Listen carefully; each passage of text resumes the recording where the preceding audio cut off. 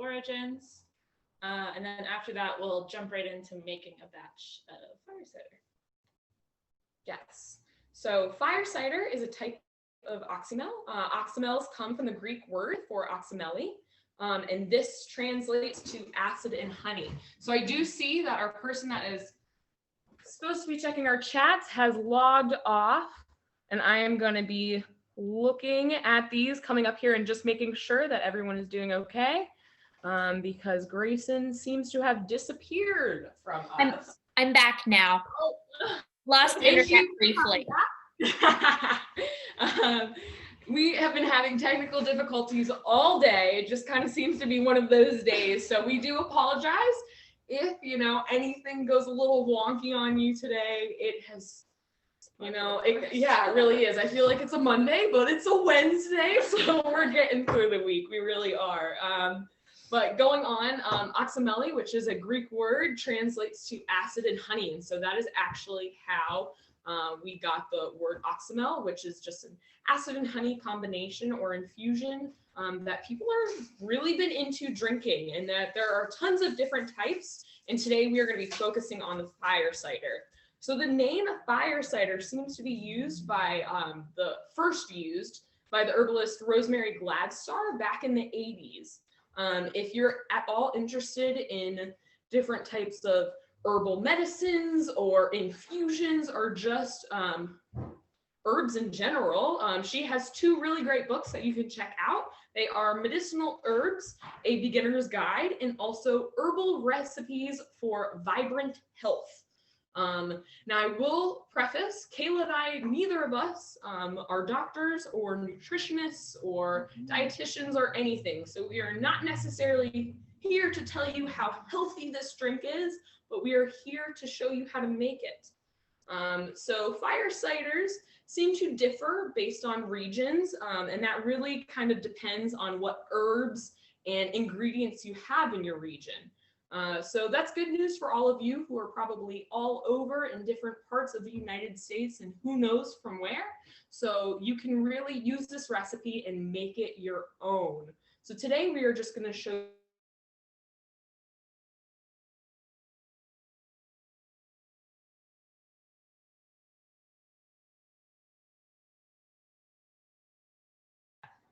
All right, so the recipe is really simple, and you can kind of tweak it to things that you like more or less.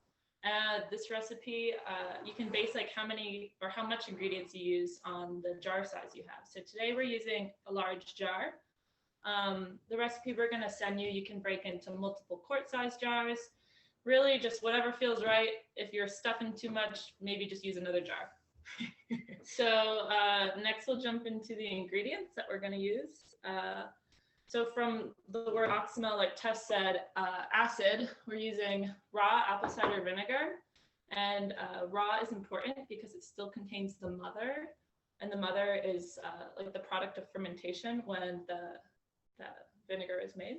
So you want to use raw apple cider vinegar. Next we're using garlic. And you can take the garlic, chop it, slightly crush it a little bit. And one thing that I learned when I made fire cider before is that your garlic can turn blue when it's in the presence of acid. And don't worry, it won't change the taste, and it's still perfectly fine to eat. So not moldy. It's not moldy, no. Yeah, no. So if you see blue or green garlic in a day or two, you're totally fine. It's okay. Now I see we do have a question, and I think it is, what size is that jar? I don't think it's a standardized jar. I'd say it's probably close to half a gallon. Yes. Yeah. Not a standardized one. This is just the one that we have in our house ready to go.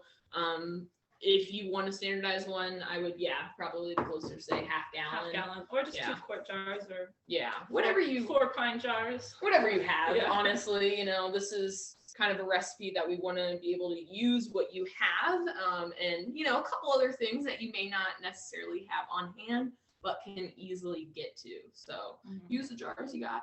All these things you can buy at Martin's or Kroger or wherever you shop for your groceries. Yeah, so I think we're gonna start layering. Sure, why not? So you started with the garlic.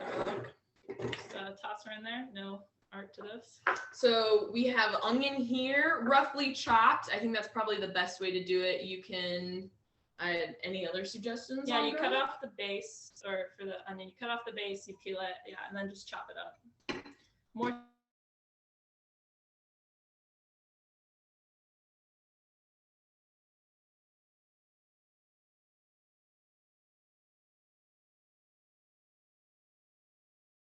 No idea.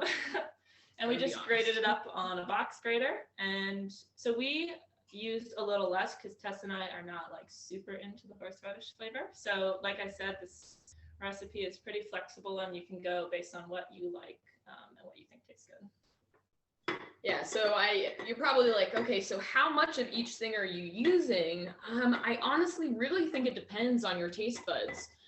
If you know that, horseradish is not your thing, like Kaila and I know that, we're not going to be putting as much horseradish in there as, say, someone else may be. Is prepared horseradish okay?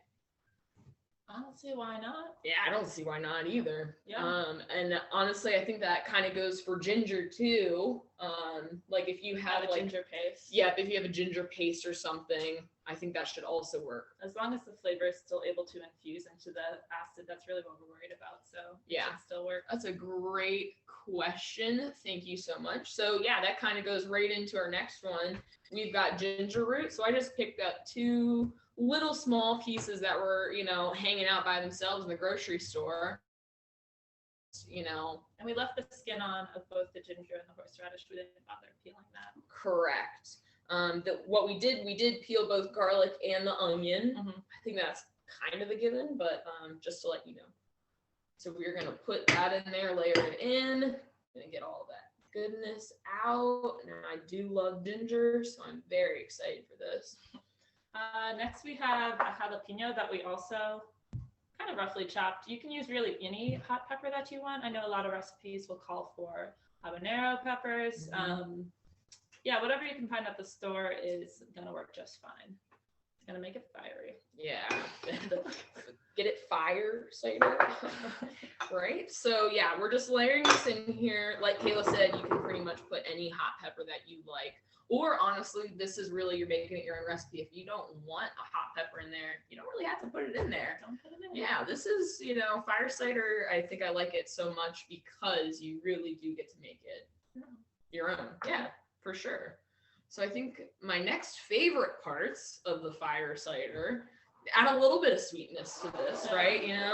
To right now, but is the orange. Yeah, the orange. So we took an orange. We also did not peel the orange, and we just roughly chopped this. I cut it into slices and then cut those in half.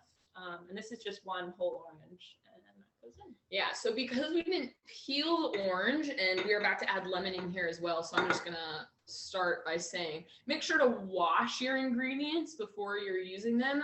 There can be bad bacteria covering the outsides of them, so I just think it's kind of a smart idea to make sure that you wash it beforehand. And I've also heard that a lot of citrus fruits can be prone to pesticide and herbicide use. Mm-hmm. So if you can buy organic, that could save you the worry of any chemicals that you don't want on there. Correct. Our next question I'd like to ask you all from our chat. As you're putting in citrus, could we go even further out? Clementines be okay?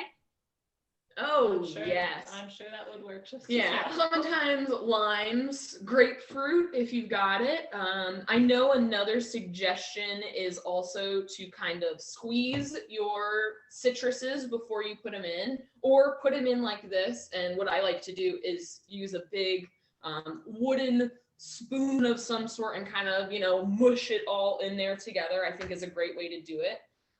So yeah, those are great suggestions. Thank you so much. Yeah, once again, we're just infusing the vinegar. So really it's whatever flavors that you think would be good. Good. Go for it. Yeah, and I think you might be thinking like currently that none of this is going to go together and it's not going to taste good, but just wait. It will turn out okay in the end. Okay, so what else do we got going? We have some herbs. So this is once again something that you can customize to what you like. Like Tess was saying before, this recipe was originally meant to be made from things that you have in the garden. So we have rosemary here, but you could use sage or thyme or anything else that you think for sure. It tastes good. I love rosemary. Love the smell of it. I can smell it over here. So I think it's gonna be a really nice flavor combo with everything else we've got going on for sure. Okay. And then finally, something that you can't always find in the root form at the grocery store is turmeric. So we bought just the powdered. Yes, but I know that you can buy them at some places. I have seen turmeric root at places. So if you have the opportunity, I think that would probably be best. But, you know, again, use what you can. And this is what we have. Is it like a teaspoon to a tablespoon? Once again, it's to taste. I know. Talk a little bit about. Great for me. Sorry. Okay. Can What you all was talk a little bit about the ingredients you chose as far as sourcing? Did you choose organic ingredients? Tell us a little bit more about your thought process there, please. Yeah, so we definitely used organic wherever we could. And a lot of these products you can get at the grocery store organic. Like I said, the apple cider vinegar, it's important that you have the unpasteurized raw version so that the good bacteria from fermentation is still present. And you can easily tell by that is, you know, on the bottom of it, you got to see that like brown murky stuff. Well, that is the mother of apple cider vinegar. Mm-hmm. So it'll say on the bottle, this is an organic apple cider vinegar with the mother. So yeah. And one of the last ingredients that also would be great if you can use local is honey, but you don't add the honey before the infusion, you add it at the end of the infusion. So while that it is on the ingredient list, make sure you don't add that before you let it sit for about a month. Yes. So we will be sending you a basic recipe with since this is going to be recorded, we will be sending a basic recipe with you through an email with the link to this video as well, just to let you know. So I see that we have another question. Does the jalapeno replace black pepper? Oh, that's a great question. Honestly, I think you could also add black pepper personally. If you would rather the flavor of black pepper over the jalapeno, I think that's a great idea. But as someone who loves both of them, I think you could easily put both of them in there for sure. Yep. And you're right. I think turmeric works really well with black pepper, so I think that would be a great combo if you're not interested in adding the jalapeno. So I think that's a great idea. Now I am gonna get a wooden spoon real quick. Oh, you can get it. Oh, thank you, man. And I am kind of just shaking up the apple cider vinegar. So this is like the last thing you want to put in, just because I think it's easier to layer all the ingredients and get them in there before you put the apple cider vinegar in there. And I'm just shaking it up so the mother gets really in there. And I'm just going to kind of mash her up a little bit, you know, because that's the fun part. I think that would be a fun part if they're, you know, students or kids in your household that, you know, want to join in but don't necessarily want the taste the fire cider in the end. Well, you know, give them a spoon and have them mash it up in here real good, and I think that's good bonding time, right? And they'll be like, what are you making? That's pretty much it. Okay, so this is, I'm going to hand you that one. You can pour in there, and I'm going to get this one shaken up. I should have done this before I took off. We really just need to cover it. Yeah. So really, you just need to, I don't even know if we're going to need both of these. Yeah, just put it all in, I guess. That's perfect.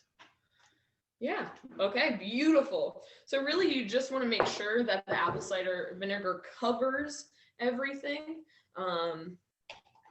You can try to, you know, mash up a little more if you want to, but it is going to be infusing for a while, so you know you don't really have to do too much mashing.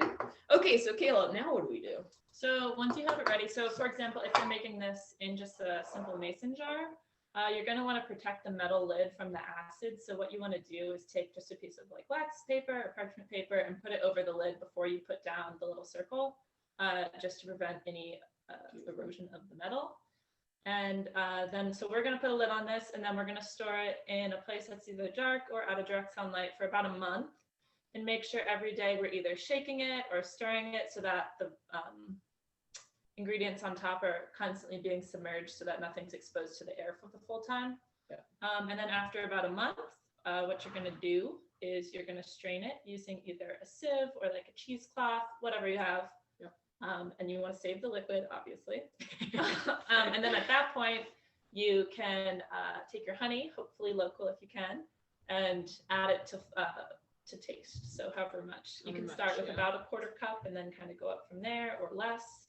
Yeah, and if you are vegan or on a keto diet, you don't have to add honey. You can just drink this straight. You know, it is potent.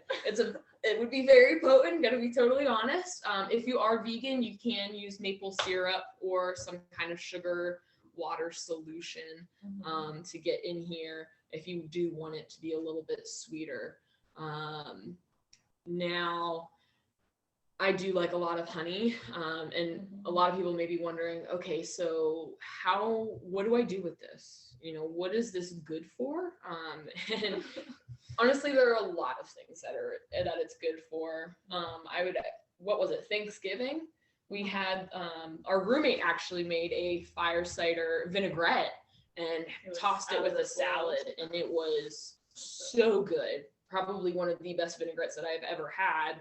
Shockingly enough, it was delicious. One of my favorite parts of the Thanksgiving meal. And salad, you don't necessarily think that would be your favorite part of Thanksgiving meal, but it was darn good. It really was. If you're looking for like a little jolt to your system, you can take it just as like a shot. Or if that's maybe a little too intense for you, you can make it kind of into a tea. So just boil some water, add your fire cider. You could even add a little more honey if you want it a little sweeter. And just a note on adding the honey, this is not a sweet drink, and you're not trying to make it sweet. You're trying to make it tolerable. It's drinkable. And the thing is, it's not drinkable before. It's delicious. I just think that the honey really makes it a little smoother going down. It does make it a little smoother going down. That is for sure. Oh, please send the fire cider vinaigrette recipe as well. Yes, I would be happy to ask my roommate what she put in it. It was magical. It was fabulous. It really was.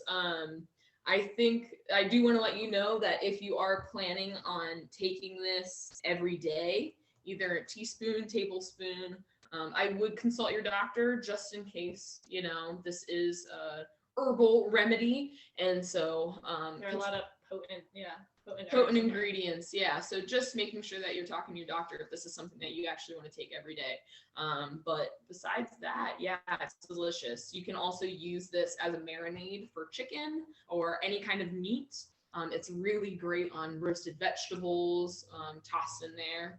And honestly, one of my favorites, especially during these winter months, I'm going to be totally honest, you mix some of this fire cider with your favorite whiskey or a hot toddy. Yeah, and it's pretty good. It's fabulous. Yes. So you really do have a lot of options for fire cider besides just, taking a shot of it here and there. But technically all the ingredients in here, you were telling me about this today, that they're all warm. They're warming for the body. Yeah, they're supposed to be warming ingredients for the body, and so that's why a lot of people make fire ciders during the winter, because it's cold. You got to warm yourself up a little bit. Yes, what's up, G? We have a couple of great questions coming in. One thing that I wanted to ask, we've talked a lot in our fermentation classes about ingredients that while they are waiting during that time, you're storing them, you have to kind of let the pressure out or burp them. They might bubble a little bit. Do we need to worry about that with our fire cider? Is it going to overflow the jar or need to have buildup released in some way? With fire cider, you don't typically really have to worry about this. This is more of an infusion. You have some of the benefits of fermentation from the apple cider vinegar with the mother still present in it, but typically this is low enough of a pH that you're not going to have too much fermentation going on. Yes. Great. Good question. Thank you. Other good question we've gotten is, once we've made it, how long can we store it?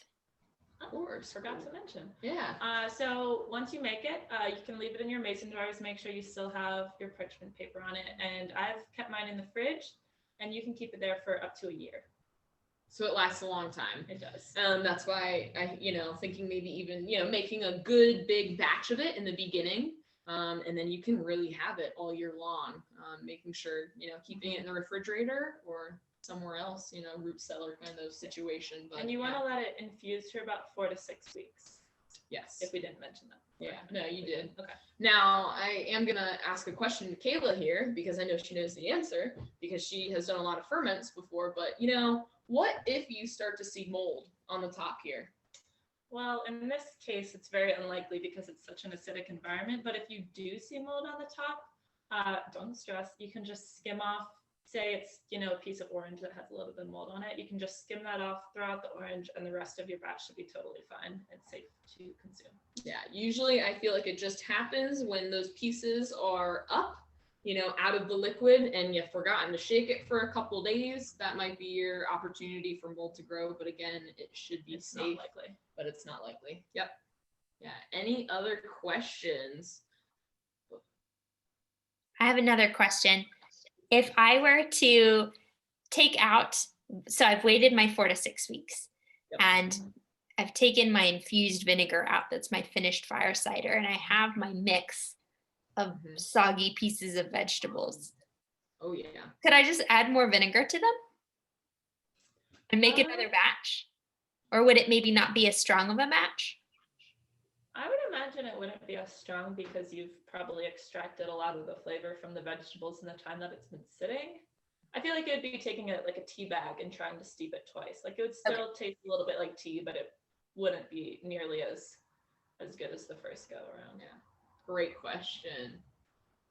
We'd also have in the chat, love to hear more about how fire cider originated. That is a great question. And one that I tried to look into very deeply. Again, as far back as we've seen, it looks like Rosemary Gladstar was the first one to use the name fire cider in a recipe. And so that was around the 80s. But really, I mean, oxymels have been made back in ancient Greece and Rome. So these types of infusions really have been around forever and have been used forever. So this is just kind of a type of or a variety of the traditional acid and honey mixture. Yes. And I do know that fire cider here recently has been in the news on and off because there was a huge trademark battle for the name. Luckily, they lost, and their herbalists won because they wanted to make sure that the name was not trademarked and that anyone could make a fire cider without the penalty of the law coming down on them. So that is good news. So if you have heard of fire cider recently in the last couple of years in the news, it was probably because of that. But yeah, it's just preventing people from taking like old knowledge that has been around for ages and trying to make money off it and prevent other people from using it. Correct. Yeah. Weird times. But yes, any more questions? As a quick workshop, I will let you know again that this is being recorded. We will be sending you a YouTube link. So if you need help making this again and you get all of your ingredients, please check us out on YouTube. Watch us again. It's the same thing. You get to see our lovely faces again. But yes, thank you all so much for joining us tonight. And I do apologize for the technical difficulties that we had beforehand with trying to get the Zoom link out to all of you and for this now. But yes, before you all go, we've had one more question come in, and I think it might have happened when your internet froze early on. Could you talk for another moment about raw versus non-raw apple cider vinegar? Yes. Sure. So apple cider vinegar is a product of fermentation. And when things ferment, there is like good bacteria present. And a lot of times, especially in America, people are afraid of bacteria. So they pasteurize vinegar and get rid of any of those bacteria that are present. So raw just means that it hasn't been heated and that good bacteria from the fermentation is still present in your vinegar. Correct. Yeah. And So if you use pasteurized vinegar, you can still have an infused vinegar, but you're missing out on all the great benefits of those good bacteria. Yes. Yeah. That's nicely said. Yeah. And I know a lot of people say to use raw honey. Honestly, once raw honey is mixed with something else, it actually dilutes the good properties of raw honey so much that it doesn't work the same. We do, recommend using a local raw honey just because it is fabulously delicious. But you won't have the same benefits as, just eating a tablespoon of raw honey itself. So there is that to be said. But yeah. Thanks. Yeah, no, thank you. Thank you, Grayson, for reading our questions to us when I do not have glasses on and cannot read the chat box. So team effort here over at AMI. But yes, thank you all so much for coming. We will be here for another minute or two if there are any other last minute questions that come in. But yeah, I hope you all enjoyed the short little workshop today. I know we did. And now we've got a big batch of Fire Cider that we can enjoy in a couple weeks. Yeah. Thank you. Yeah, thanks.